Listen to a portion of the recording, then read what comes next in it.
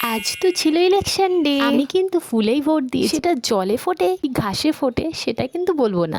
আজ কিন্তু অনেকটা সকাল সকাল উঠে পড়েছি, সমস্ত কাজবাজ করার পর না একটু খিদে খিদে পেয়ে গেছিল। আর এটা ছাড়া আমার মাথায় তো কিছুই আসে না, কোনো কিছু ঝামেলাও নেই, আর ঝটপট রেডি হয়ে যায় আর খেতেও দুর্দান্ত লাগে। আমি দুপুরে রান্নাও বসে দিয়েছি, যেহেতু আজকে ইলেকশন ডে, আই মিন ভোট দিবস, তাই জন্য রান্না বান্নাটাও সকাল সকাল সেরে নিলাম। আর এদিকে আমি স্নান সেরে পুজো দিতে বসে পড়লাম। আজকে না গাছে দুটো পদ্ম ফুল হয়েছে, আর পদ্ম ফুল আমার এত পছন্দ, আর বিশেষ করে লক্ষ্মীমার হাতে যদি একটা পদ্ম ফুল দিতে পারি তাহলে যে মনটা কি ভালো লাগে তোমাদেরকে কি বলবো। আচ্ছা জানো তো, আমি জানতাম শরৎকালেই স্থলপদ্মগুলো ফোটে, যখন দুর্গাপুজো হয় তখনই হয়, কিন্তু এখন দেখছি অল টাইমই ফুটছে আমার ছাদ বাগানে। এটা তো আমার অবাক লাগলো। আচ্ছা তোমরা যদি কেউ জেনে থাকো প্লিজ আমাকে কমেন্টে জানিও। তো যাই হোক, আমার তো পুজো করা কমপ্লিট, আর আমি এদিকে বসে পড়েছি একটু নেল পেন্ট করতে।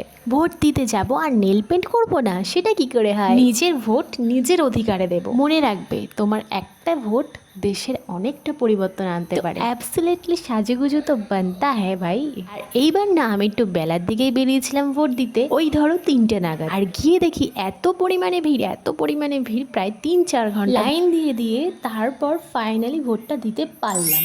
তো যাই হোক, অনেকটা শান্তি লাগছে। আর ভোট তো দিয়ে আসলাম। ভোট তো দিয়েছি আমি ফুলেই, কিন্তু সেটা ঘাসে ফোটে নাকি জলে ফোটে সেটা কিন্তু বোঝার বিষয় আছে, সেটা তো বলছি না। আর এখন তো আমি ফানটা খেয়ে একেবারে ফানটা হয়নি। আর ততক্ষণ পর্যন্ত তোমরা ভিডিওটা ভালো লাগলে প্লিজ একটা লাইক কমেন্ট শেয়ার করে দিও। তো চলো টাটা বাই।